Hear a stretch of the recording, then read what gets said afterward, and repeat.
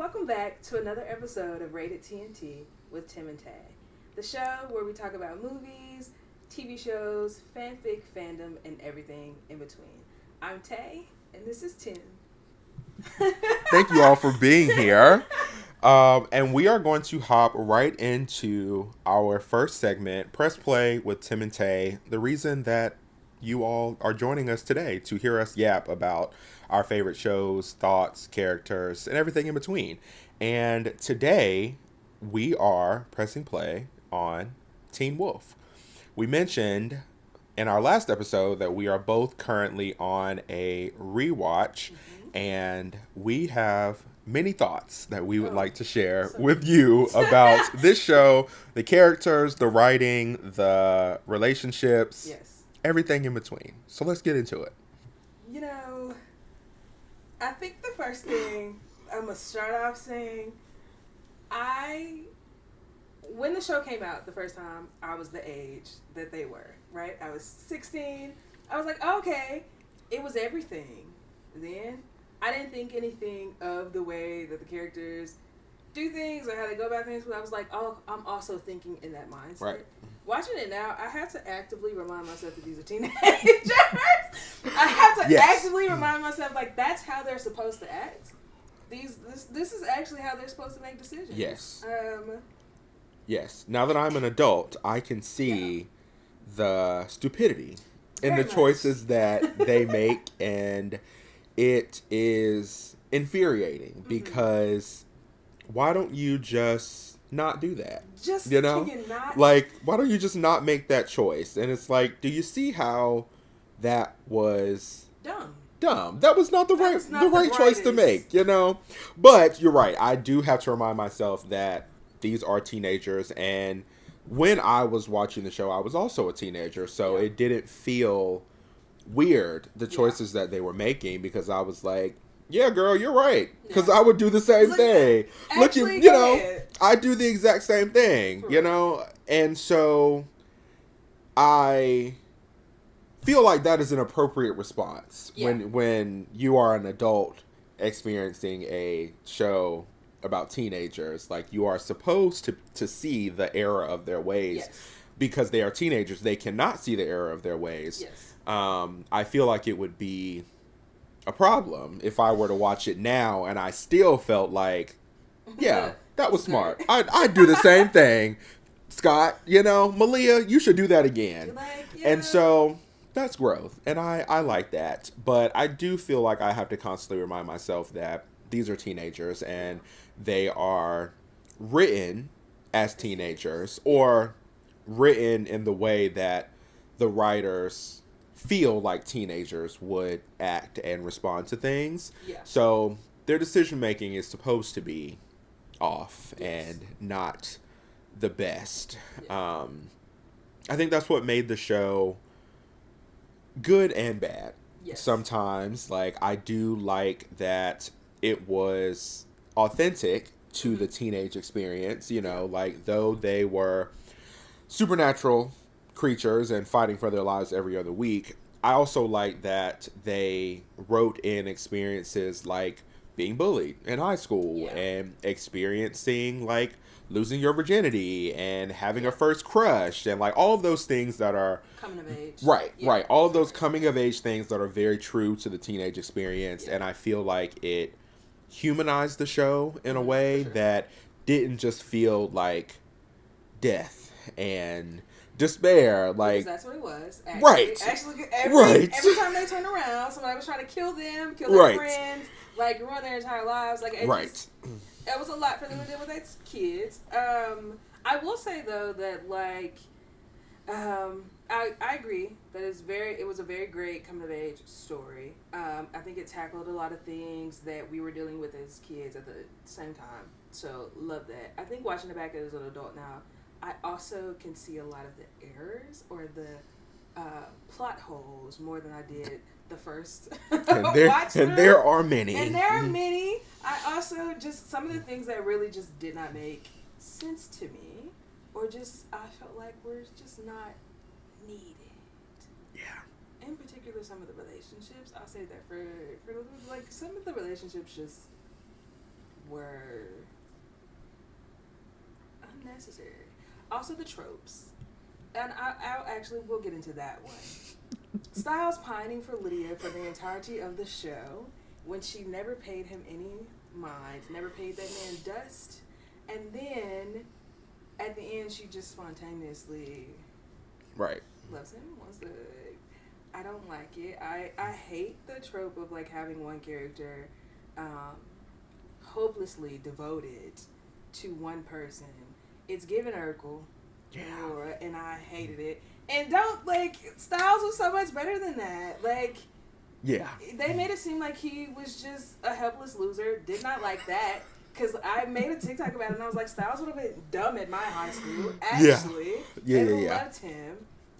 They made it seem like nobody ever wanted to date him. And it was not lost on me that of the two relationships that he had in the school, one was a girl that he pined after for the entirety of the show, and the other one was a girl that was a coyote for 8 years. Yeah, didn't know anything about anything. Yeah, he didn't know anything about anything. The way that they just, I don't know, they hate Styles.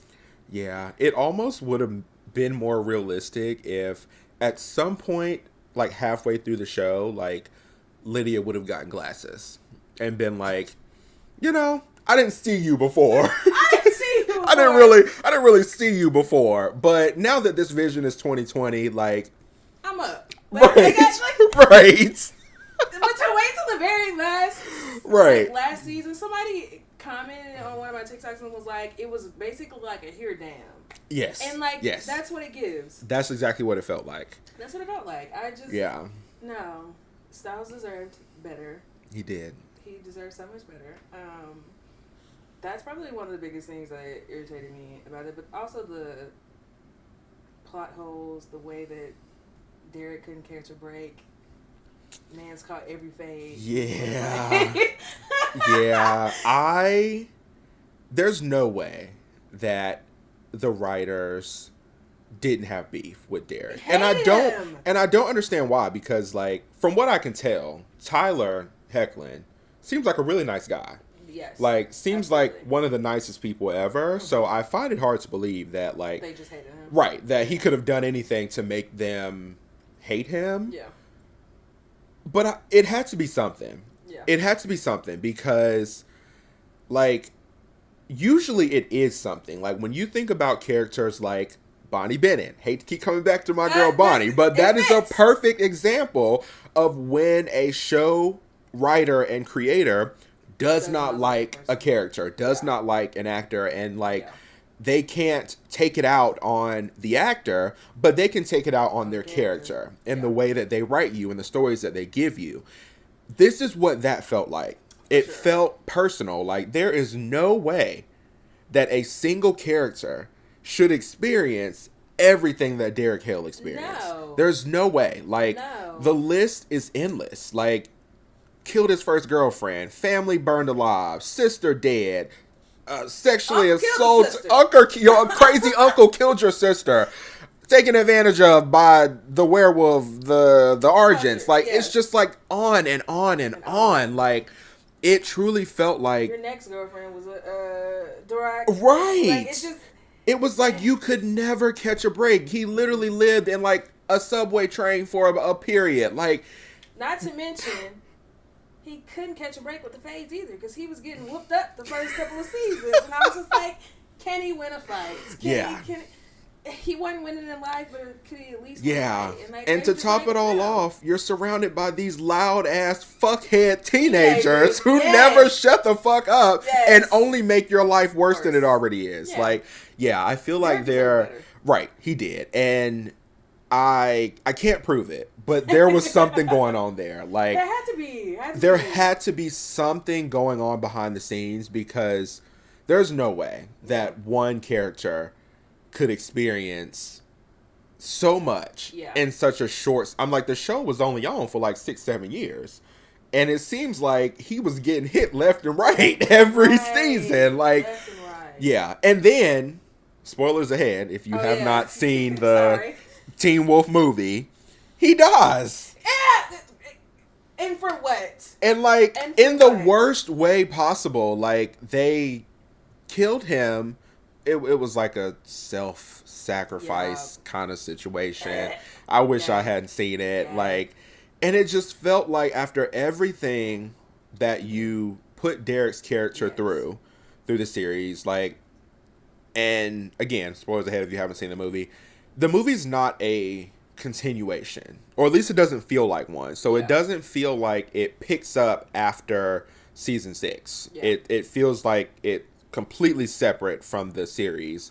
But it felt like after everything that they had put Derek through for who knows how many years, constantly getting slapped down and beat the fuck up, like, they finally felt like they were carving out this slice of happiness for him. Like, the fighting was over. Like, he wasn't running for his life. He was clearly able to settle down with some unknown woman who we don't know who that is yet. But he had a kid. He had a kid, which is so funny because people who have seen the movie do say, like, his son's personality is literally a mix of Derek and Styles. But we'll come back to Derek. But it was like they finally carved out this small sliver of happiness for him. He finally made a life for himself, clearly settled down, had a kid, just to die. Right in front of the kid, by the way. And, like, that's just, why? Why? Mind you, I've not watched it. I know what happens in it. I know everything that happens in it. I don't care to watch it. Yeah. I don't want to see it. I just don't. I feel like I love the character. Love Derek Hale. Did I think that he was a little bit too old to be kicking around in school talking to kids? Yes. Yes, I do. Do I still love the character? Yes. I feel like he deserves so much more than what they gave him. So for me to find out that he dies in the movie, I don't care to watch that. And then also, don't they, like, bring Allison back? We could have left her where she was. I don't know why. Like, it's been a long time since I've seen the movie, so I don't even know what the explanation was for how she came back. Maybe there wasn't one, and she just showed up.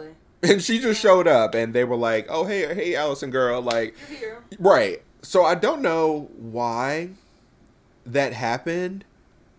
Again, this is what I mean. Like, the movie did not feel like a continuation. Like, for a movie like this, like, it's supposed to tie up loose ends, you know? So, like, it should have picked up right where season 6 ended, or maybe even a little bit after, to tie up whatever they didn't tie up at the end. And it just felt like a completely separate thing that didn't make any sense. Like, I have no clue why Allison was there. Like, granted, I was not an Allison fan, so maybe the Allison fans were beating down Jeff's door and, like, bring our girl back. Like, I have no idea. I was not on that side of the internet. I wasn't going up for Allison Archer. I was not a fan. So maybe that had something to do with it, and people were just like, oh, I miss her. Because they did bring her back in the show. Yeah, she was just playing her ancestor. Right. So, like, maybe they saw a really positive response from that, and they were like, let's get her back. Accent was terrible. Oh, it was horrible. Yeah, it was horrible. Because I just recently watched it. I said, now wait a damn minute. Yeah. The accent was horrible, and terrible. For the Marvel fans and stans, please don't cancel me for this. I love Marvel. Damn. It was given Wanda Maximoff with the Sokovian accent a little bit. Like, it was not good. But maybe that has something to do with it. No hate to Crystal Reed, though. Right. Absolutely nothing against her. Right. Really fantastic actress. Yes. Like, you know, I always say, even for a character that I hate, like, it takes a good actor or actress to make you hate them. You know, like Theo, perfect example. Cody, amazing actor. Thanks. Like, you know, it takes a lot to be able to truly portray a character and make you hate them. He played the fuck out of Theo. He played the fuck out of Theo. Well, it's something about his face. His face today. I'm just like, actually fight me. Something about his face gives mischievous. You know, I don't know. Like, even now, like that character was so long ago, and he's done like All American, and like now he's getting into music and stuff. But it's like, even when I see his face now, all I can see is Theo. Something about it just gives like, I'm up to something. You know, I'm scheming. I'm plotting behind your back.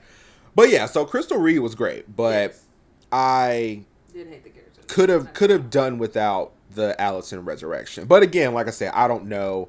Maybe there was a really positive response to her coming back and playing her ancestor, and they were like, "Oh, we need to get her back on the show." Like, maybe that'll get people interested in the movie. I don't know. I could have done without it. It felt unnecessary.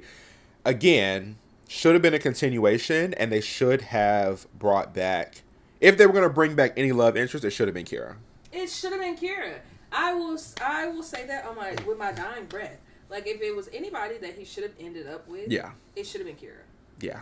It should have been Kira. Kira was the best option. Yeah, I feel like Kira made him strong, whereas Allison, I feel like, made him weak is the wrong word, but it's the one that I'm going to use. That's like, what fits. Because, like, if you look at, like, the decision making, like, how he went about his relationship with her and, like, how he went about solving problems when he was with her. Yeah. The focal wasn't, like, the pack or, like, saving his friends. It was influenced a lot by her.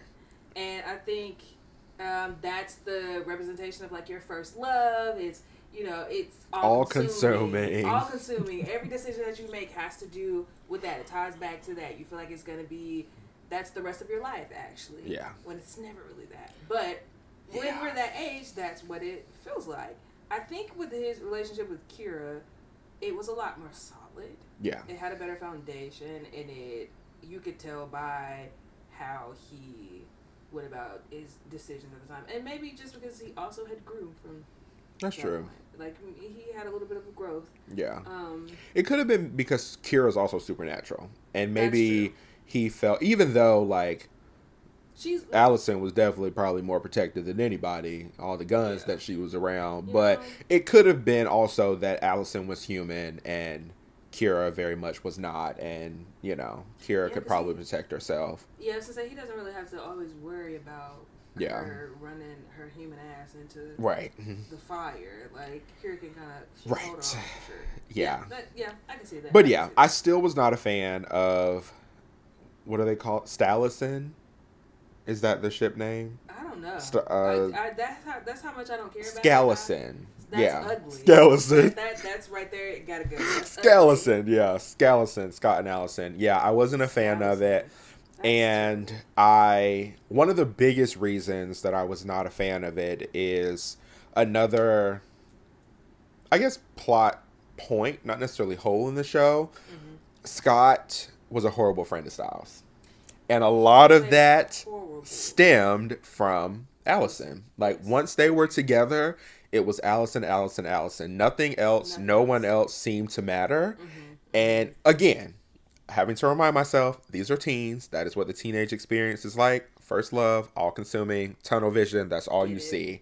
But don't still. But I hated it. Yeah. I hated it. Like, especially because, like, you know, like, that's been your friend since childhood, you know? Like, and there were many times where I felt like Scott was a horrible friend. He was. Horrible friend in general, but especially a horrible friend to Styles. In fact, that is probably the basis of some of my favorite Teen Wolf fan fictions, where they're the tag Scott's a bad friend. Yes. I live there. Yeah, because, like, he was, and I feel like Allison was just the start of it. And it continued even after she wasn't. Yeah, even after she wasn't there, like, I feel like it continued throughout the show, and I really hated the storyline of Donovan. Yeah, with the where he, like, was making this big deal because he thought that Styles killed Donovan and we don't kill, and I hated that whole. I've said that before on in a TikTok video. I hated that moral superiority thing, and I get the reason behind it. You know, like, if you are the person that commented about the whole true alpha thing, I understand. Like, that was the hallmark of a true alpha, somebody who could be good and stay who they were despite the circumstances, the consequences, whatever. I still hated it. Yeah. I still hated it. I feel like it was cool in the beginning, you know, like, to have this noble character, you know, He was clearly being positioned as the hero, even though, let's be honest, every other character outshined him. Sure. Styles, Lydia, Jackson, literally every other character outshined him. You know, he never gave main character. But anyway, they were positioning him to be the hero, and that made sense in the beginning. As he got older and saw all the things that he saw and experienced all the things that he experienced, especially because season 6, he's like a full adult.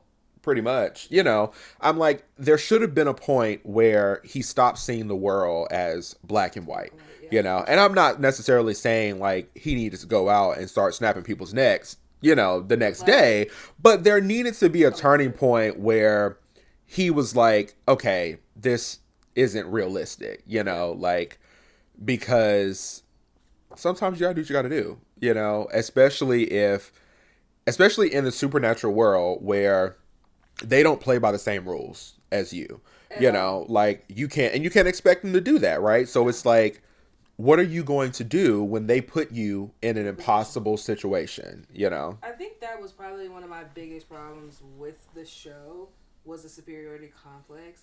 I think, and to piggyback off of him being a terrible friend as well, with the superiority complex, actually, let me start there. I think that shows have a thing where like they take it too far. They take it way too far. And I feel like in Teen Wolf, that is what they did with Scott. It made him unrelatable. Superbly unrelatable. Right. Because like at the end of the day, we're still human. Like, yes, are we supposed to like have better morals or principles, yada yada yada, if we want to be a good person? Yes. But are we also human? Do we also make mistakes? Do people around us make mistakes? Yes. But it really made him unrelatable to me to have him on this tangent of like being morally right. Which also I did hate the storyline with like Styles questioning himself and like going off the cliff because he knew that it would change his relationship with Scott forever. At that point, you're a brother to me. You should know that like I wouldn't intentionally kill somebody, right. And that I shouldn't be afraid to tell you like this is what happened, but you've created that distance right. Because you're on this path of like we can never do this and we can never do that, and it's just like at what point do all these people that are trying to kill us and kill our friends allow us a little bit of leeway? Right. Especially when we're put in a situation where it's them versus us. Them versus us. Like you want me to choose them? Like who's gonna spend all this time trying to figure out a way to like defeat these people without anybody ever dying? Baby, that's unrealistic. Right. It's unrealistic. Terrible friend though. Let's come back to that. Terrible friend though. Because he was a terrible friend. Yes, it did start with Allison. I will say that. But it did continue throughout the show, even when she was dead and gone. One of the things that irritated me the most was the way in which he did not believe Styles when Styles brought anything to him. He always needed somebody else to say something. And then it didn't make any sense. So the start of the 5th season, Styles is telling him, this Theo ain't right. Something wrong with him. That ain't the Theo I remember. It's not him. And Scott was basically just like, why you can't trust anybody? And Styles was like, because you trust everyone. And he was fucking right. You trust everyone. You want to give everybody the benefit of the doubt when people have been trying to kill us for the last 4 years. Right. What do you mean? It's like none of that matters. Like we're starting from square zero now. Like everything that we've gone through has not happened. Like that doesn't make sense. And that's where I feel like you're too extreme with the superiority complex. Yeah. Because like you're so good that you always want to believe the good in everybody else, and it's like that's unrealistic when the entirety of the last 4 seasons we've been shown that not everybody is good. Yeah. We've been shown that everybody that just pops up out of nowhere and wants to infiltrate your pack or like are not good. So at that point that pissed me off because I also like just like the stupidity of a character. Yeah. I feel like it also just wasn't a moral complex. He was also just being willfully ignorant. Yeah. And that's You lost me there, babes. Yeah. And what pissed me off even extra about it is he never apologized. Never even after we got caught up in all of this shit because of Theo. Because of the not when once, I told you was wrong. Not once did you ever have a conversation with Styles and say, you know what, you were right, and I'm sorry. Terrible. Like, he was terrible and that also pissed me off the way that he just so easily believed Theo when Theo told him the story about how Donovan died. Are you fucking bad friend? Me? But that's bad friend. That's your best friend. I willingly walked into some gasoline when you was finna off yourself with a flare. But Scott was a terrible friend. He was a terrible character. Argue with your mom. Yeah. He was terrible. He was terrible. There's no way around it. Like, he was terrible. Yeah, I think part of it was the show forcing him to be the main character. Yeah. I think that I would have liked him more had he been like a side recurring character. Yeah. Because I think it was like, I don't know, he just didn't, and I don't know, maybe it's Tyler Posey's acting, maybe it's the writing, I don't know, but it really felt like every other character ate him up. In the scene, every single one. Like, I don't feel like there was ever a moment where I was like, wow, he really stole the show there. Like, that's every other character just like was eaten down. Yeah. Oh, baby, Dylan in the 3rd season. Yes. Like that alone. And again, maybe we talked about this offline. Maybe we talked about it last week. It's crazy that like this was his first acting job ever. Really? Straight off of being weird on YouTube, and now here you are on the screen playing Void Styles. It's crazy. Because he was acting down. I said, all right, Dylan, okay. Yeah. I see you. He was doing it. That proof enough that Styles was the main character, and he should have been. Like, I'm gonna say, not to play devil's advocate, but just a little bit. I think I did like that he did not outshine the other characters, because I do like to watch shows where the supporting characters have fully fleshed out stories and like have the opportunity to show up and like be. Yeah. I hate the stories where like we have a main character and like everybody is just supporting and it's shown that they're just supporting. Yeah. Don't get me wrong, I get that it's your show, get you the main character. I don't always just want to hear about your story, babes. That is true. I don't always just want to follow you. I also want to know what's going around with other people. So that is true. Because I was sick of Elena Gilbert. Baby! I was sick of her. I've never hated a main character more than I hate Elena Gilbert. Yeah. God. Yeah. She started it for me. She was the one that made me comfortable hating the main character. Yeah. That was my first. Sometimes they don't get it right. You know? And my second is Clary Fairchild. Yeah. Get her out of here. Jesus Christ. Love Shadowhunters. Claire was irritating as fuck. She was irritating as fuck. And like I was hoping and praying, crossing my fingers that like she would outgrow it after that first season. Yeah. Sad to say, she carries that all the way through. And she never. Finished, and I just know. Yeah. She never gets less annoying. But perfect example of like the supporting characters like being able to shine and have their own stories. But yeah, I was not the biggest fan. Yeah. And I think because I don't know, if Tyler Posey, or not even him, just Scott McCall, if he was showing up and like it was just his show the entirety of the time, I don't think we would have got the styles that we got. No. I don't think that I didn't really care for Allison. But I did think that she was a great actor, Chris Reed, in the show, as well as Lydia. So I do feel like because he really didn't give main character, that we were able to have some of the supporting characters give main character. Because season 3, Styles is main character. Yeah, I would even argue season 3 was the best season. Season 3 was the best season. Yeah. I'll give you that. Cause I'll double it, because that's it was. Yeah, like it was. Void Styles, Deucalion, that was like two of those.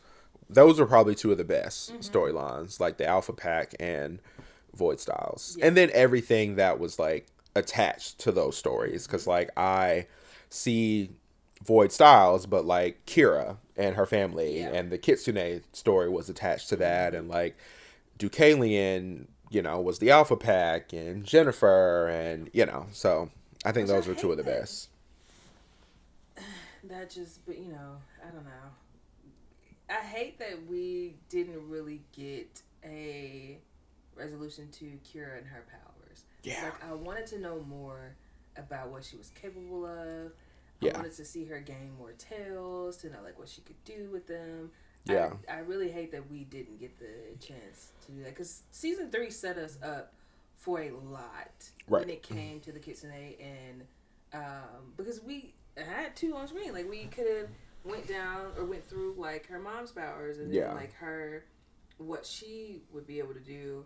I feel like they had a lot of opportunity to do so, but didn't, because they did, they just showed her, I think, in, like, what was it, season 4 or 5? Whichever season she was losing control. I think it was 5. Yeah. But, like, they didn't really say, like, why she was losing control. And then when she went out to the desert for, what were they called? The Skinwalkers. The Skinwalkers. Yeah. Like, didn't say, like, what they were actually gonna do. It left a lot. Yeah. It was such a cool story. Again, like, one of the best things, I've said this before, like, on TikTok, one of the best things about Teen Wolf that I really enjoyed was that they didn't stick to the typical werewolf, vampire, witch combination. Like, they very much were not afraid to introduce new characters, explore new cultures and creatures and everything in between. The issue that I had was, at a certain point, it got out of hand. Yeah. And it felt like they were introducing 2 or 3 new creatures every season without necessarily explaining what they are, where'd they come from, what is the lore, what is the backstory. And the Kitsune was one of them. Like, there's supposed to be like 10 or like more than 10 different types of Kitsune, and never explored that story. Like, at a certain point, it felt like they were building the plane and flying it at the same time. Yeah, like, for sure. They were writing this story as they went, and it was evident in what you just brought up, the Skinwalkers. Who the hell were they? Not once were they ever mentioned in relation. No, they were never mentioned. Period. But they were never mentioned in relation to the Kitsune. Yeah. So when it was like, I'm taking my girl Kira to the desert. They're the only ones that can help her. How the fuck? Who the fuck are they? Like, how? It just felt like this random thing. Again, like, it felt like whatever was going on behind the scenes with Arden, whatever that was, that's what it felt like. It felt like you were opening the door for her to leave. Because that story felt like decision, by the way. Right. One of the worst that they could have made. Shit decision. It just didn't make any sense. I was like, you've never once mentioned the name Skinwalker. Never. And now all of a sudden, they're the only people that can help Kira control her Kitsune. Like, why didn't her mom bring that up in the beginning? Like, when she was explaining about Kitsunes and the lore. Like, so it was like, okay, clearly you are making stuff up as you go. Like, with the flow, actually. Which, like, I mean, that's what this is. This is all made up shit anyway. But, like, it just didn't make any sense. Why did we randomly get so tied to Mexico? Right. When it started, we was just like, all right, let's keep going back. Everything that we need to know is they were definitely fine by the seat of their fucking pants. Yeah. Putting the cart before the hearse. Yeah. Like, it just. And it showed. Yeah. And I hated that Kira and Arden had to suffer because of it. Because, like I said, she was probably one of the most interesting supernatural creatures on the show. And I feel like we didn't really get to see much of her powers. Now. Yeah. I loved her little katana belt sword combo situation. In my notes, that's the first thing I said. Oh, bitch, the belt. It does, okay? And all the times that she took that shit off, and You know, it's very, and it literally just clicked in my head because you said you were watching Shadowhunters. It reminds me of Izzy. Yeah. It reminds me of what Izzy does with it's a snake thing that comes out. Yeah. With the snake thing on her arm. Like, it eats every time she takes that belt off. But at a certain point, it's like, okay, girl, put that shit down. You know? Where's your powers? Right. I know you have them. You have them. You have supernatural powers and all. Right. The katana. Baby. Yeah. Because there were many times where I was like, I feel like we can't fight our way out of this situation.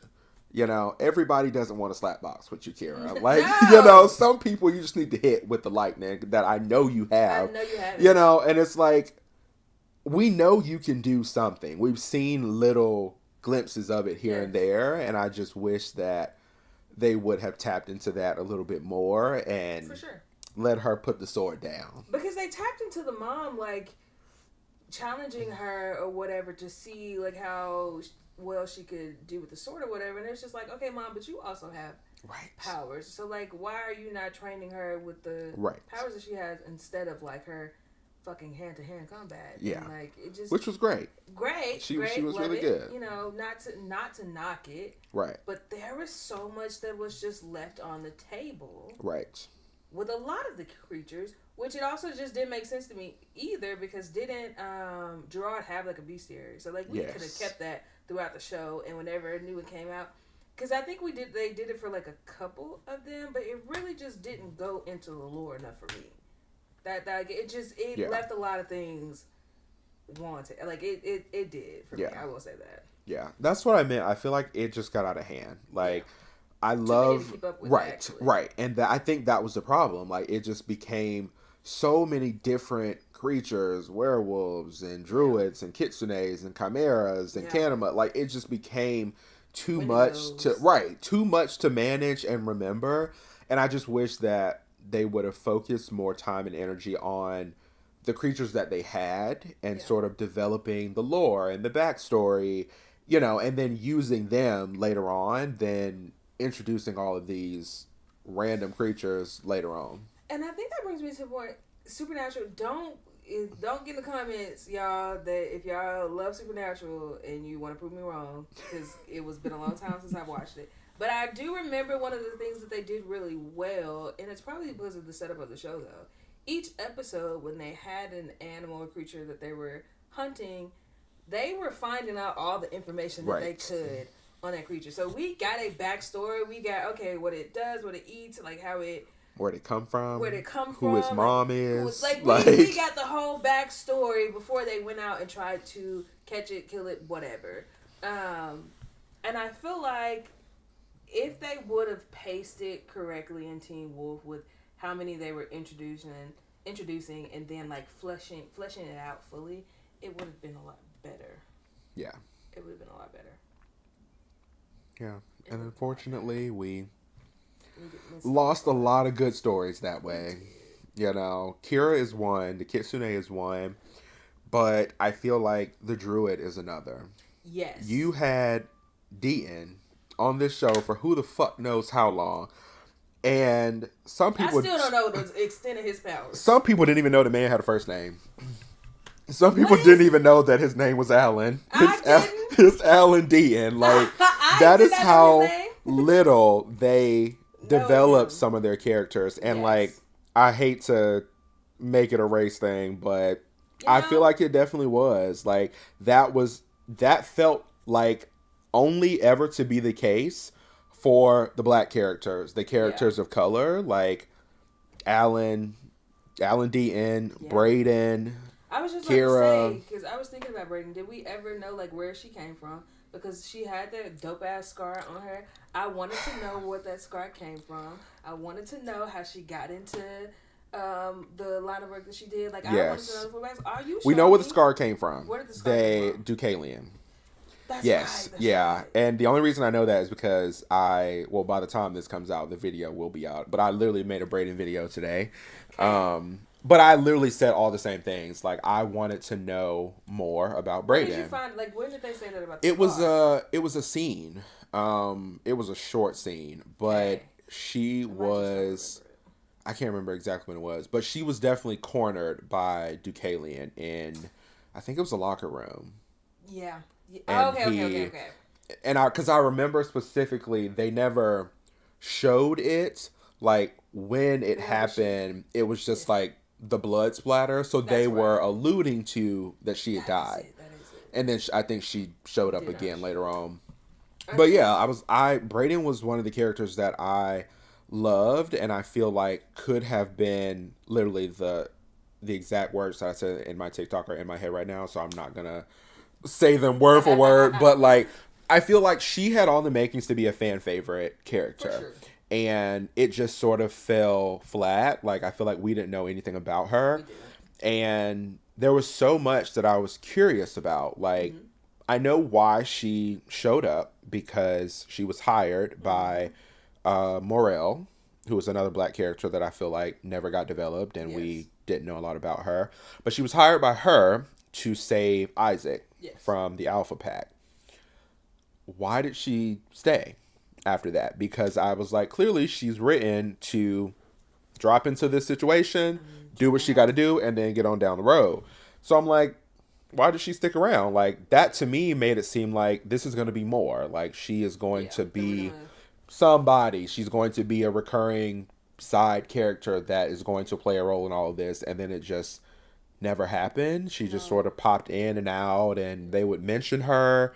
You know, like there's a scene where Styles is like, oh yeah, Brayden sent me blah blah blah. You know, so like they keep bringing her up, but like she never fully developed. Thing with Derek, her little flame, and I was like, are you gonna go somewhere with this, right? Or it's gonna be something, or like they're gonna explain something. No, and nothing. That was the opportunity. That was the window to get her there. Like that could have been the perfect opening for her to become a recurring character. Yes. Like she's dating Derek. Like, no, I didn't want her to fall into the just Derek's love interest role, but I feel like that would have been the perfect avenue for her to become a recurring character on the show. Somebody that we learned about and actually had their own story.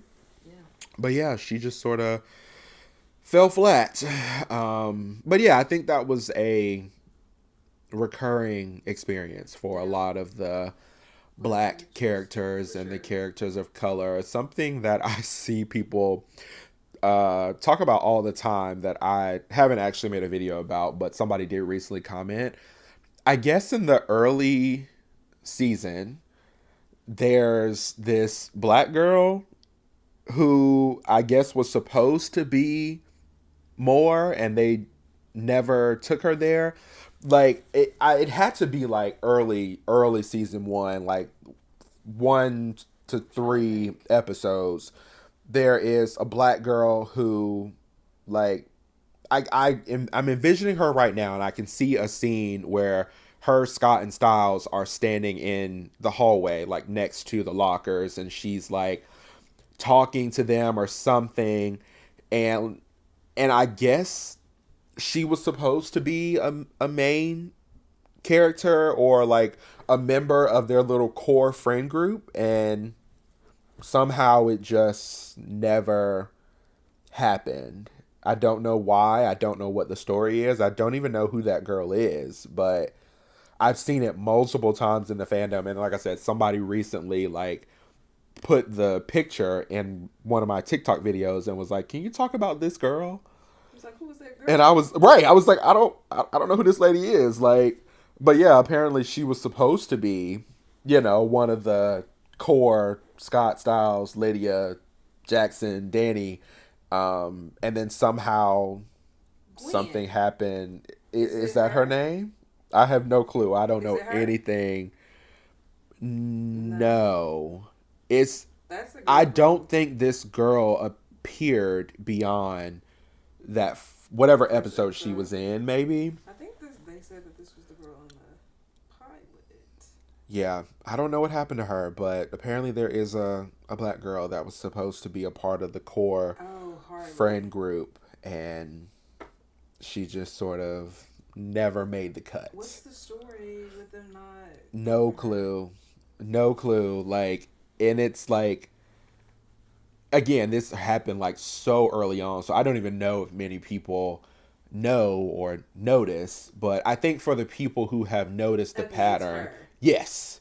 Okay. Yes. So I think for people who have noticed the pattern of like the way that the black characters and the characters of color are treated, know who she is. And they're like, she was definitely like, even in the way that she is in that shot, like definitely positioning her to be like a part of the main friend group. Yeah. And don't know what happened, but Mama was never seen again. That's crazy. So, I think I remember that. Jesus. But yeah, so like I don't know what it was about the black characters or the characters of color, but yeah, because Deaton, Morel, Brayden, what's his girl name is? Harley. Yeah, and then the one that I do not even want to talk about, Boyd. That one pissed me off endlessly. Oh. That one pissed me off even to this day. To this day, it pisses me off endlessly. Fighting mad. Yeah, it pisses me off endlessly. So much more. And what really pissed me off about it was like he died only a little bit after they finally like gave us a little bit of his backstory. Like that. That's true. Like I think it was like Motel California, something like that. Like they had finally given us a little glimpse into his life and what it was like, and then it felt like shortly after that, maybe even the next damn episode, he was dead. And I think it was the next episode. I don't understand that. Like it just made no sense. I looked into it to figure out like what actually happened, and it was because his character was so tied to Erica. They were Boyd and Erica. Yeah. And Erica's actress left the show to go do something else. I can't remember exactly what it was. I think it might have been a movie. Mm-hmm. But because their characters were so closely tied and they had killed hers off, they didn't feel like they could have figured something else out. We could have did something else. Literally have the pen. You could have written anything. You have the magic. You could have written anything. Anything.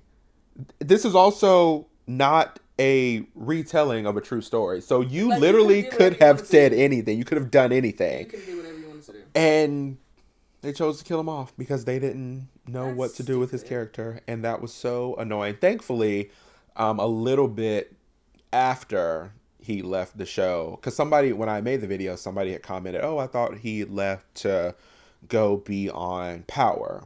Yeah. And I think that was just luck. Like he didn't leave the show to go be on Power. I think it was just God looking out, and he left. Right. He left Teen Wolf and then quickly ended up getting on Power. So that was really good. And I'm glad that he was able to find another project to work on. But that was annoying as fuck. And that was definitely one of the prime examples of the way that they treated the black characters and the characters of color, and I don't know what that was about. It's very weird though, and it annoys me beyond measure. Yeah, it annoys me beyond measure, and also it just taints the show. For me, to be honest, I don't think I'll be doing another rewatch. This is the first and only rewatch I've done as an adult. I don't think we'll double back. I don't think we're gonna double back. I don't think at all. I think I'm okay on that. I feel like I've rewatched enough now that you know all you need to know. I know all I need to know, and if I ever do another rewatch, I know which episodes I don't want to see. Yeah. Like I know the ones that I want to skip, and that is definitely one of them. Like when Boyd dies. Do we get a backstory on Mason? Not really. I didn't think so. Yeah, he's just introduced as best friend, sidekick kind of. It was very clear that they were trying to recreate the Scott and Styles. For sure. And that is what Liam and Mason were supposed to be.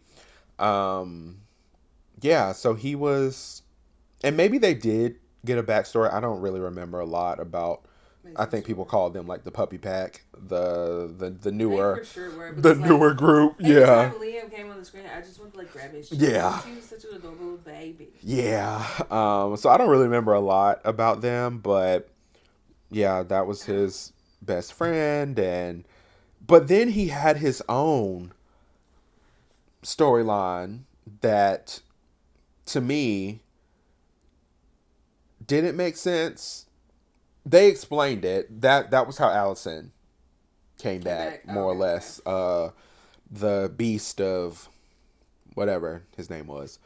Yeah, maybe that's a different story. I know that was with the Dread Doctors. Yes, it was something about Mason's DNA, and because he ate his twin and something about he was the original Chimera or something like that, and that is what I think it was the last Chimera. Yeah, he's the last Chimera because he had eaten his twin. He had the two sets of DNA, which made him the perfect host for the beast of, I think it's Javan Dane or something like that, or whatever. I couldn't get past the accents. Baby, it was crazy. But yeah, I thought that was. But that was it. Like it really didn't like go too much into detail. It was just Melissa pulling his I think his medical file. Yeah, medical file. Yeah. Speaking of Melissa, I love that lady. I love her. I love her down. I love her. I met her. You did? Yeah. I don't know if she lives where we live, but I randomly saw her in Target one day.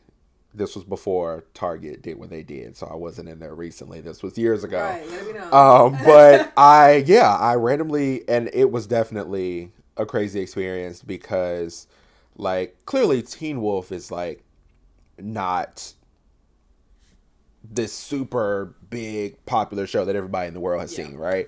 So it wasn't shocking to me that she was just roaming around on her own, you know?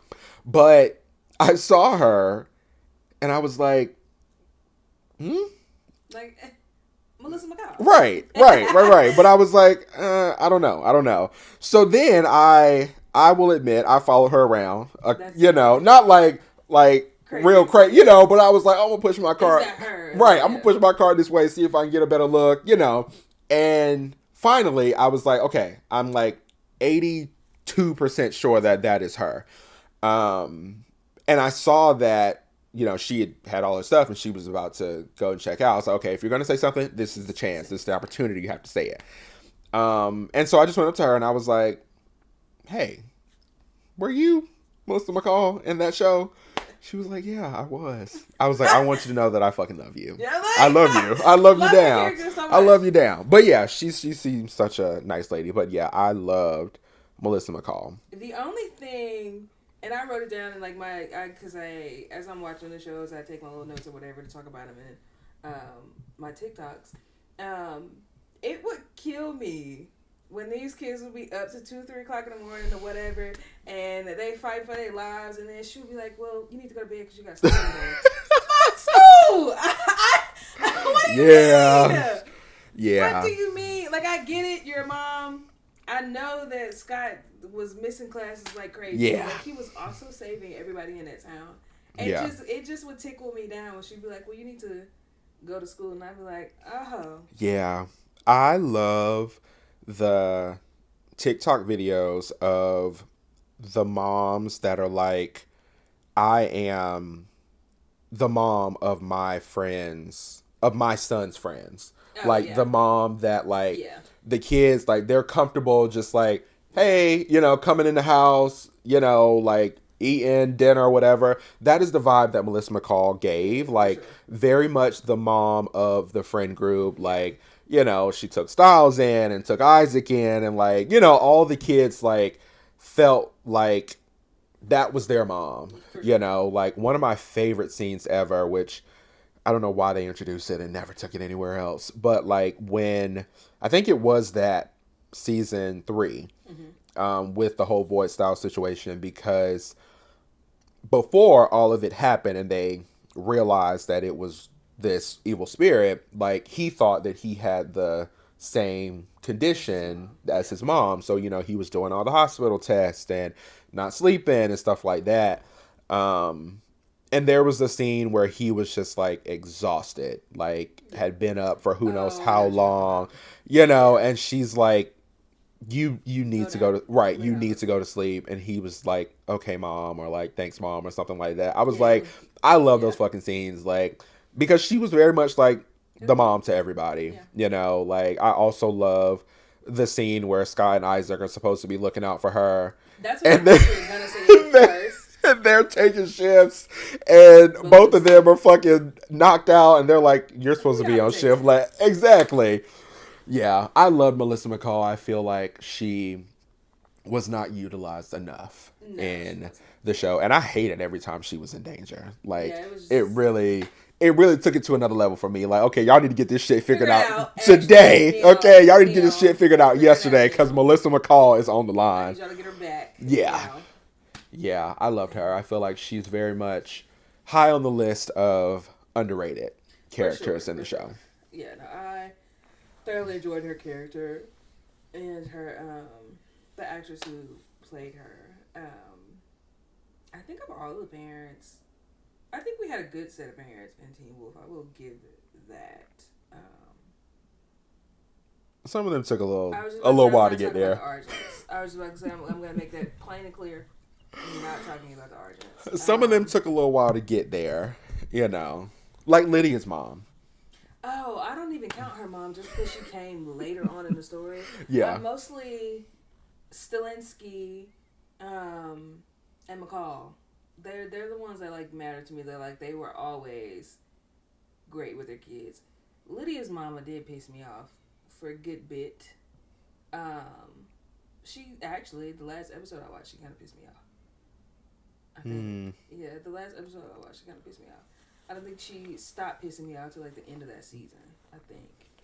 Was Lydia's mom, I need to fact check this. I should have checked before I even brought it up, but here we are. Yeah, keep going. Was Lydia's mom also Tyler's mom in the Vampire Diaries?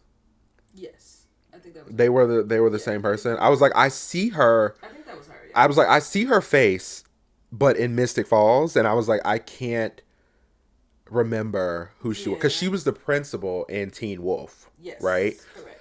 And I was like, but I also... Yeah, that was her. Okay, because I was like, I also... spoiler alert, if you haven't seen The Vampire Diaries, I don't know why you haven't seen it by this point. But, like, I also see Klaus murdering her. Like, and so I was like, I feel like that's the same lady. Like, I see him, like, drowning her in that fountain. But, yeah, some of the parents definitely took a roundabout way to become a good person. Yeah, she really didn't come up until... She didn't show up till, like, later, I don't think. I want to say it was like season 4, damn near. Yeah. Yeah. I think she might have I don't think she really showed up until. Yeah, until they started exploring like the Banshee storyline, and it was like, Lydia's grandmother was also a Banshee, and like that's when she started to. It was 3 or 4. Make an appearance, and then the whole like Eichen House situation, and so yeah. Took a little roundabout way. I did. But yeah. I don't know. I still haven't finished my rewatch, but I think I'm thugging through the 6th season as we speak. It's worth it. Yeah. I think.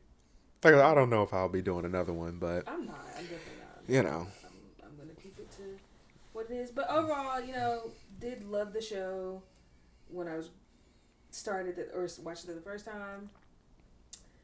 Can enjoy it now. Can see the plot holes. See the things that they should and should not have done. Yes. Like Malia and Scott. Oh my God. Never should have happened. I just recorded my relationship recap video for TikTok, and the whole gist of it is like Scott and Malia should have never been a thing. Never should have happened. Yeah. Never should have happened. You would think, and I think about this with Grey's Anatomy too. And it's one of the things that I feel like a lot of teen dramas suffer with. Yeah.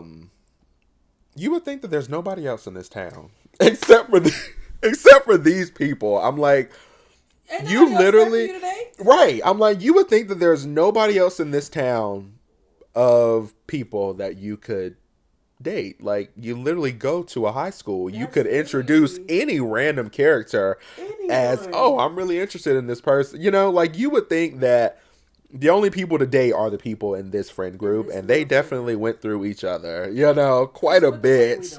Quite a bit. It doesn't make sense. That's my list of things why Scott's a terrible fucking friend, because add that to the list. Why would you do that? Add that to look, and not just once. He definitely had his little thing with Lydia for a little bit too. So, you know, perfect example. Scott's a horrible friend. Scott's a horrible friend.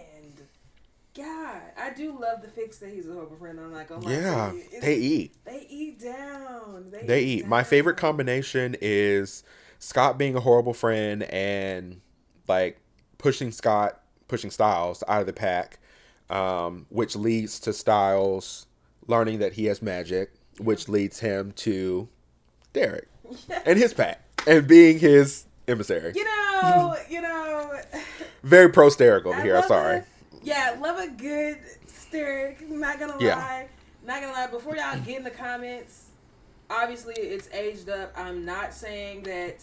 I'm not reading ones where Styles is still in high school and Derek's a grown man.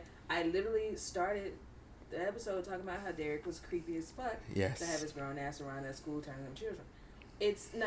But I do enjoy an aged up Steric fic, like, because are you with your mom?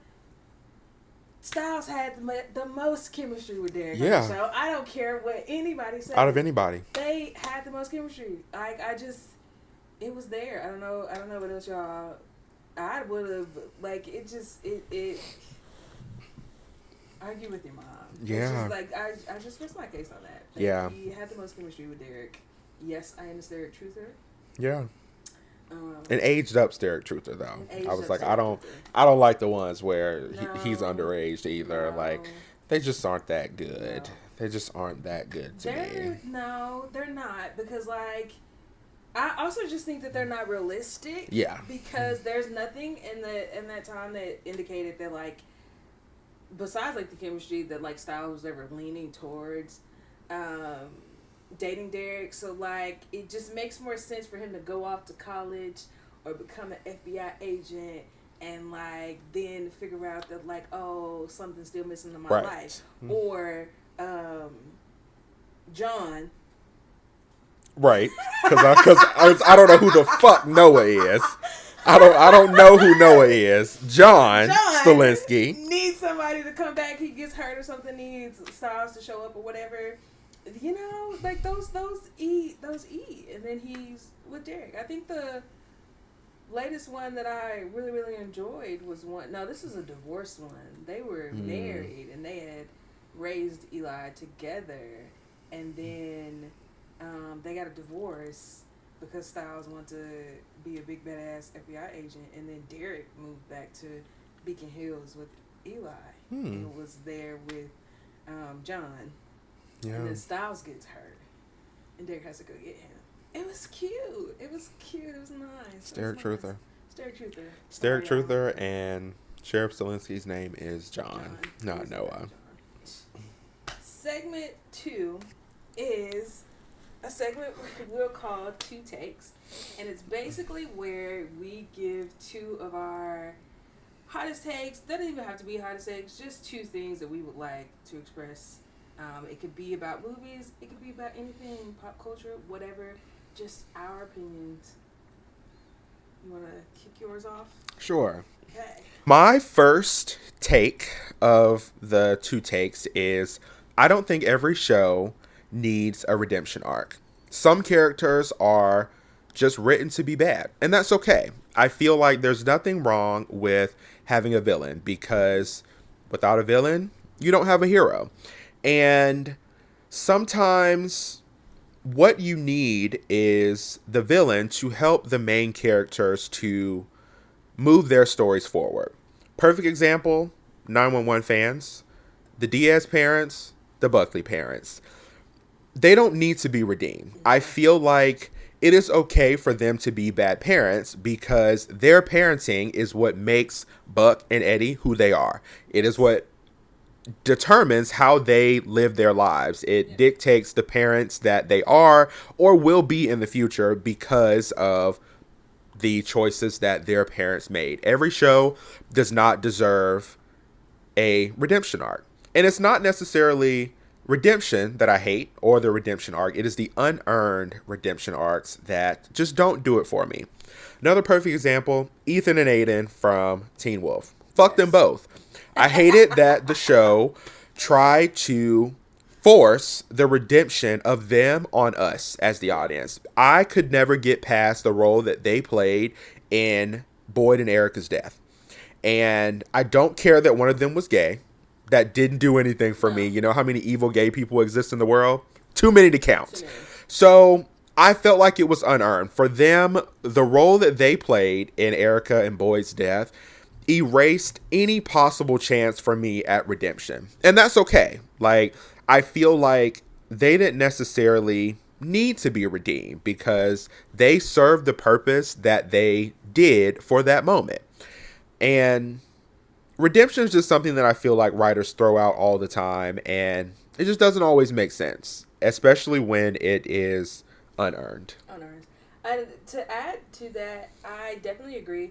I think for me, how do I say it? Because, like, what was it? I think, like, Age of Ultron on the Avengers. I like when they allow a villain to be a villain, but they can provide whatever backstory is just to make us empathize with them, but then still accept the fact that you're a fucking villain. Like, right. Ethan and Aiden, I can sympathize with the fact that, like, y'all maybe felt forced into doing that. You were scared, but you, like, Duke Kelligan took you in because you were the bitches of some other pack or whatever. Right. They were Omegas, something like that. I think that's how their story went. I can empathize with that. Right. But you're still a fucking villain. Right. We don't have to do this redemption. And the fucking Buckleys and the Diaz's, it was not earned. It was not needed either. So, like, just I'm 100% on board. Yeah. Jennifer was another perfect example. Like, I could sympathize with why she did what she did. Yeah. She was betrayed, basically left for dead. Like, so I get it. Like, I understand why you feel the way that you feel. Did that justify her killing everybody? No. But I understand it. I can sympathize with it. Yeah. I can't necessarily get behind it. Yes. You know? Okay. So, for my first take, and I'm going to keep it short and sweet because I feel like it's self-explanatory. We can have female leads that aren't damsels in fucking distress. It irritates my soul beyond measure when the female lead always has to have somebody come save her, and this was sparked by watching Shadowhunters. Claire Fairchild. I'm gonna be real honest, and yes, I get that her mom raised her in the mundane world, whatever, but the way in which everybody else has to come to her aid to save her, it made her fucking annoying.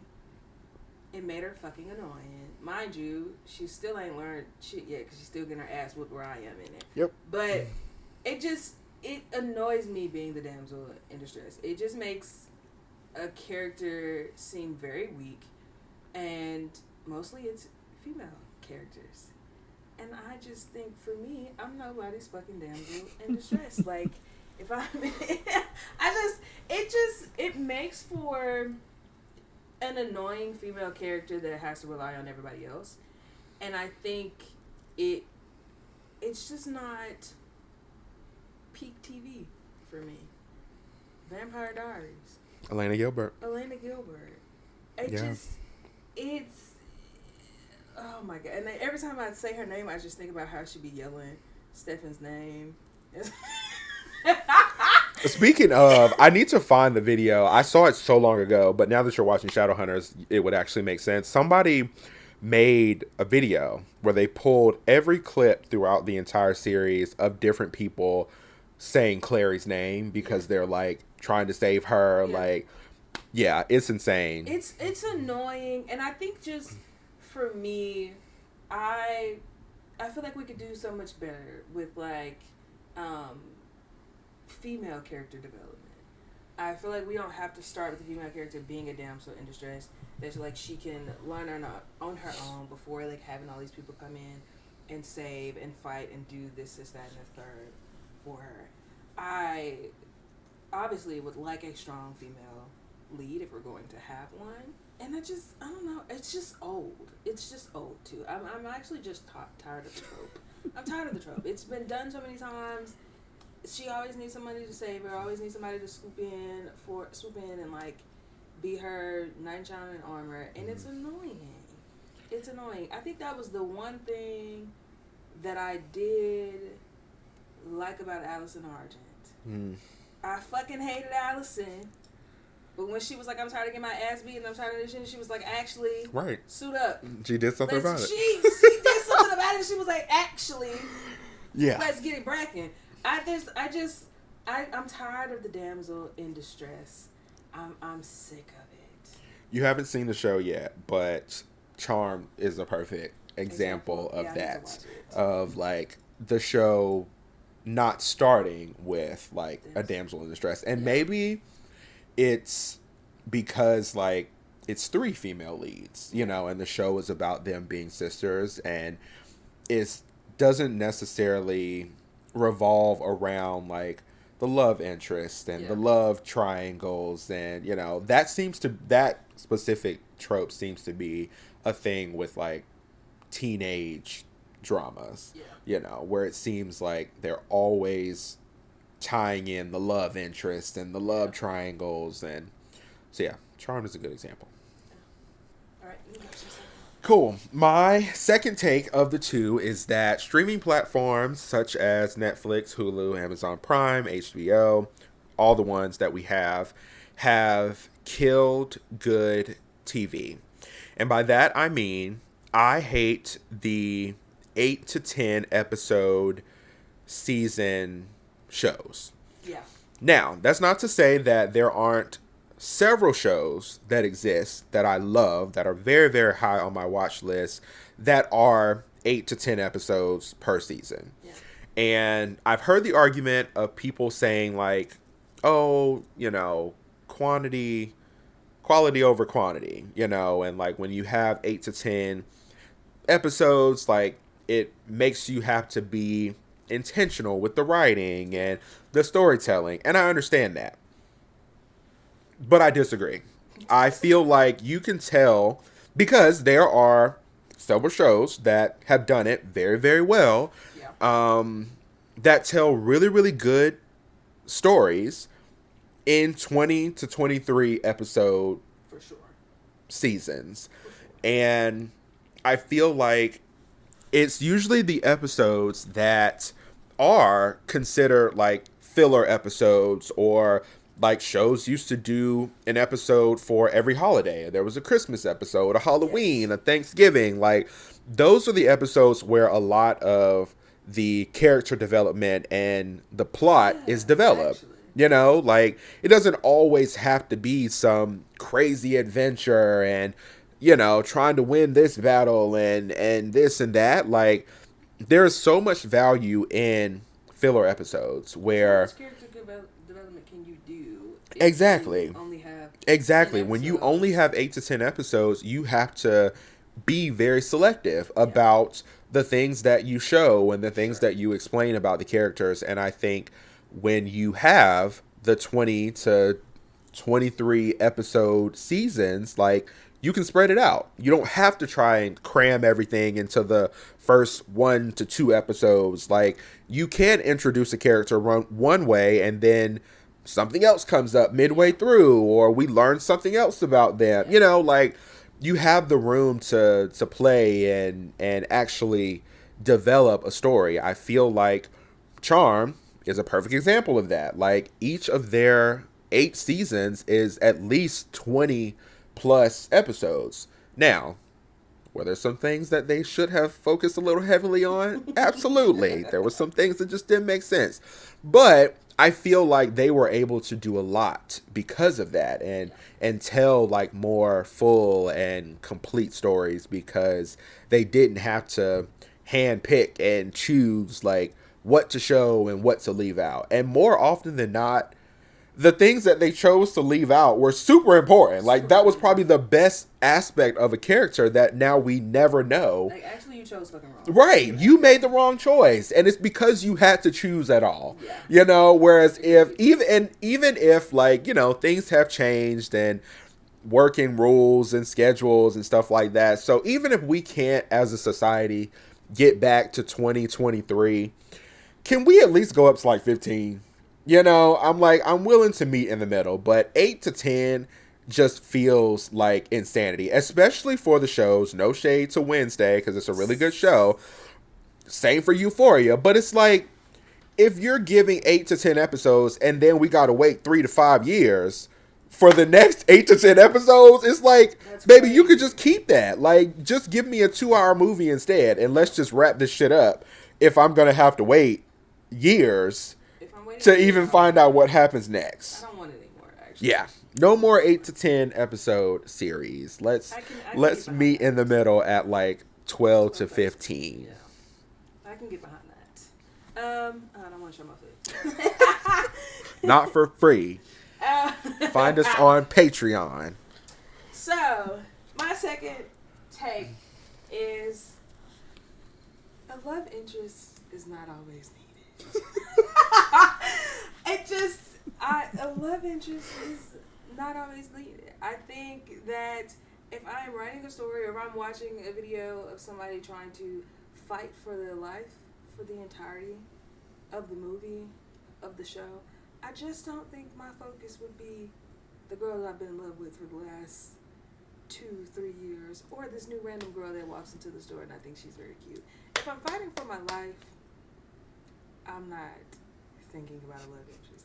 I think it's also, we started in movies, they wanted to market to a broader audience to bring them in to see movies, like action movies. That's why we're adding romance into them, adding love interest. I think a lot of times it cheapens it. I think a lot of times if I'm coming to see an action movie, I want to see people get shot and beat up and ran over. I don't want to see you running after the love of your life and then turning around and shooting and beating people up and then getting ran over. I think things can be separate. I don't think that we always have to mesh them just to but you know, it's always capitalism, you know, right. Marketing it's all about money, always wanting more, and then also just wanting a grander audience, because obviously more views, more money. I get it. I promise I get it. If you're gonna do it, though, do it right. I think sometimes it's just not needed. And that's me as a lover girl. I promise I love when it's necessary. I just don't think if I'm going to watch a movie where the plot is supposed to be action or supposed to be fighting, that I want to see you and this girl getting it on. Or I just don't. I don't. It's not needed. It's not needed. I think also, and then some of the shows that we just named today, the relationships, not all of them were necessary.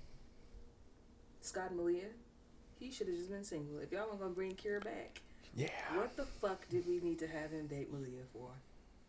It just didn't need to happen. It didn't need to happen.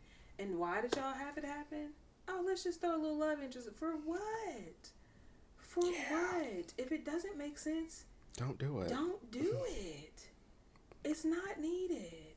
Hale. Derek, there was no reason to have him frolicking with all these. Like, just no. Then y'all had him frolicking with the one that ended up being the what is it, Duroc? Yeah. Just no. It's not always needed. Yeah. I do know that, like, the way in American culture, love is embedded in everything. Finding a partner is embedded in everything. No, I'd rather you lean on your friends in this movie with you getting your ass beat the entire time, versus just having a love interest. And I'm trying to think of an example. Well, Scott and Leah was one that was just fucking unnecessary. But there's a few that didn't need to happen. I mean, pick any woman from Eddie Diaz's roster. Oh, I swear to God. Anyone except Shannon, of course, because without Shannon, we wouldn't have Christopher. But because Marisol really there was no point. Yeah. There was no point to that relationship at all. Was it just for him to break up with her and for us to realize that that he is in fact not straight? Like it's not always needed. They love to just throw a random love interest in that to just like make a plot go along, and it's just like, no. Do a little character development. Right. He should have been figuring out that he's not straight instead of moving that lady in and then moving her right back out. Yeah. What are we talking about? Yeah. It's not always needed, and I rest my case on that. It's not always needed. Lovely. And that has been 2 Takes with Tim and Tay.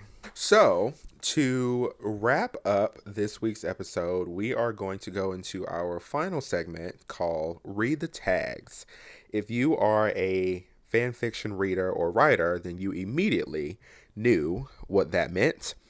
For those that don't, this is the segment where we will talk about all things fan fiction, from the ones that we are currently reading to the ones that we might recommend that you read, and everything in between. Because a lot of the shows that we have talked about today, and the ones that we'll talk about in the future, have very active fandoms. And I always say that fanfic writers are the backbone of any and all fandoms. They really, really hold it up. Really hold it up on their shoulders. And we are very grateful for your work and your service that you are often providing for free. So this segment will be all about fan fictions, and I am going to take the Read the Tag segment this week and ask a question that I would love to hear your response to, but also your response as well in the comments. And that question is, how many words is too many words? What is the max fan fiction that you feel like you could read? If you see this number, you're going to lock in. But anything beyond that is way too much. I will say that the longest fan fiction that I have ever read was probably 136,000 words. Okay. But I'm very selective about those. Like, when I see a number that high, it immediately turns me away. Yeah. What hooks me in is the summary. Yeah. If it is a really good summary, you might get me, but know that I'm going in reluctantly. Yeah. You know, like, I'm not going in like, oh, I'm so excited to read this. I'm like, okay, I'm going to give you a chapter, maybe a chapter and a half. Yeah. And if I'm not hooked, I'm so sorry. But I don't know, anything beyond 100,000 words to me feels like a lot. I'm not going to lie to you. I read one that was like 275,000. Yeah, see, that feels insane to me. And it was when I first got into fanfic, and it was a Narasasu. Yeah, and it was like 200 and some. I think I want to say like 275,000. When I see that today, I don't. Because I binge read that one, and it just, I will not do that shit today. If I see it's above like 200,000, I won't. If it's like 100,000 and more, I'll still give it a little. Like, I'll read the summary. If you can reel me in, I'll commit to it. I'll commit to it. If it's 200 and something thousand above, I don't even read the summary. I just be like, babes, I don't have it in me. Yeah. I don't have it in me, which is crazy because I read so many of like the little 20,000 ones. If those shits add up with how many I read in a day, right? And it's not laziness. Like, I'm a reader. I'm a reader. Big time reader. I'm a serious reader. But I don't know. It's something about seeing that many words. Like, I just can't do it. And I feel bad because, like I said, a lot of the fanfic writers are doing this for free. Like, totally for the love of the game. Like, the love of the fandom. And so I don't want this to come across as like me shitting on your hard work, you know, that you put your time, effort, soul, and energy into doing. But it's just a lot. It's a lot. It feels like a massive undertaking. And I also think that for me, it depends on the time in which I come across said fic. True. If it's late at night, I can't do it. I can't do it. I'm just looking for a little right. But if you catch me like during the day, like the pre-work scroll, maybe even the during work scroll and the lunch scroll, you know, if you catch me during the sunlight hours, I might be a little more willing to be like, okay, I have all day. You know, I have all day. But I think like, and that's not to say that like I am worried about it not being a good fit. I think I'm worried about it being too good of a fit, and I'm not going to be able to start reading it, and I'm not going to go to sleep. You know, and then the next day is going to be miserable. But yeah, I feel like for me 150K might be the max, unless you can like really reel me in with the summary. Yeah. Or if it's like a fic that like everybody's talking about and they're like, oh, this one, this is the one. Like, that's how I felt about Leave the Light On. I don't even know if I still have if I've read that one. I feel like I would have to go back and look. I feel like that's one of those 100K plus. I think to change word the ones. Prophecy is too. Now that one I have read. Yeah. Those were two that I saw everybody was talking about, and I was like, well, I got to know what's going on. And you know. That other one, it's like I say I don't, but I do something like that. Yes. That one. Yeah. Because I was waiting on the ending for that, and I was like, yeah. Keep it coming. Yeah. So yeah, no, that one, I'll occasionally, if it's good, if the summary's good, and I'm just like, okay, if the summary's good and then the writing is good. Yes. Oh, I'm locked in. Right. I have to. But you're correct about it being what time of the day. If I'm trying to get like a little before bed, I need it to be 10 to 20. 10 to 20. I got the time. I'm just trying to have a little lullaby, right? Yeah. If it's 200 something, no, I'm just gonna keep scrolling, baby. Yeah. I'm just gonna keep scrolling. I don't have it in me at that time. If I do find it earlier in the day, I could commit to some more. Oh, you got 50K? Okay. You got 100. All right. Maybe I could do that, but yeah, no. I think 200 for me is where I'm just like, I don't have it in me. But then if you hook me with the summary, we could do a little something. We might Valid. get it together. Moral of the story: have a solid summary. Have a solid summary, babes. Have a solid summary. That's where you're hooking us. Because the title alone is not going to do it. No, because a lot of y'all are doing like lyrics to songs. Right. And stuff. Some of them songs I don't even know. Songs I ain't never heard. Okay. Never heard. And I love a song fic. Okay. Yes. I do love a song fic. Yes. But when it's a song I don't know nothing about that I've never heard of, I can't really connect. I can't really connect, you know? I don't think I ever really look at the titles until like I've read the summary and then I go into the fic to actually read it. I think that's when I look at the title. I don't think I ever look at it like to decide if I'm going to read it or not. No, that's never a thing for me. Yeah. It's never a thing. Cool. Actually. Thanks for letting me take that one this week. Again, would love to know what is your word max for a fic? What is too many or too less, too few words? What are your parameters around the word count of fics? Yes. And also, leave in the comments anything else you'd like us to talk about that has to do with fanfic or just a show you'd like us to watch, a movie you'd like us to talk about. Feel free to leave it in the comments and we'll respond or work it into the show somehow. But I'd like to thank y'all for coming back for another episode of Rated TNT with Tim and Tay. And we'll see you on next episode. Bye. Bye.